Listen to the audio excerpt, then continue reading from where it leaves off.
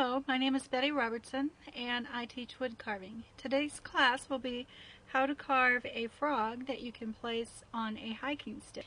I have many examples to use for visual tools, and this frog is very posable, and it gives you an idea of what you need to do to make a carving in this matter. It shows you the line here between what you will carve and what will actually still be under the belly that you will not be carving. It shows you height difference. It shows you that the eyes stick up. And not only do you do this with it, but you can take it to your computer. If you have a flatbed scanner, you can lay it in your scanner and make several of these to help you draw your pattern if need be.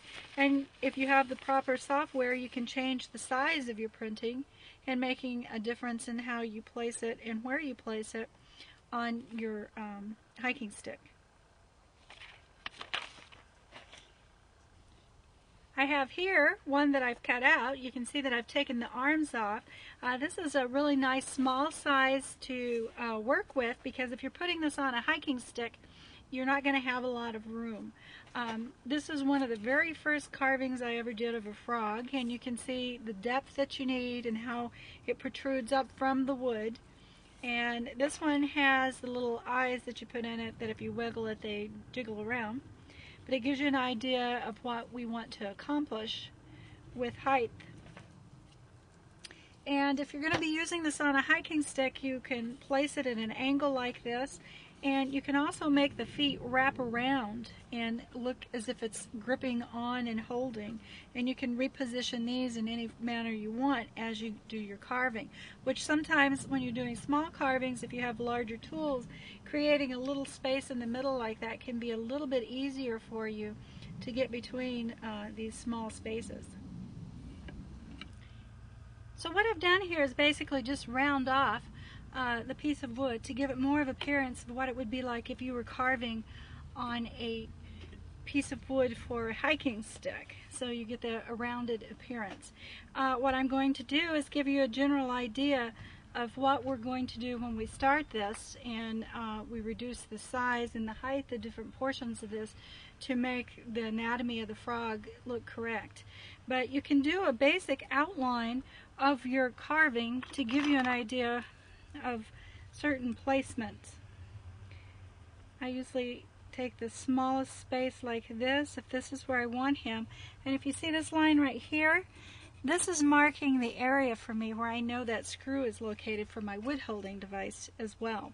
So I do not bash a tool into that. So actually, maybe we'll just go a little bit higher and put this really close to the top. You can actually make these extend as the head of a hiking stick. So we're going to reposition him a little here and move him up just a tad. And we're going to say this is the leg area, and we know this will be the buttocks right there. And each one of these marks a different change for the way the height of the back, the eyes, etc. will work. This is the area we're going to say is for the eyes, and we'll mark them here as well.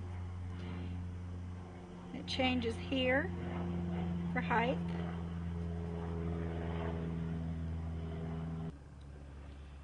And it changes here at the nose, because this is going to curve down.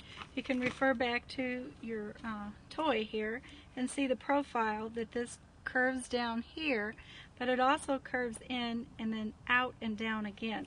So you're going to be doing all of those as you make this. You can see his back has a curve there. You don't have to have it match this exactly, but you do need to get this height reduced, or excuse me, this height reduced from what this is.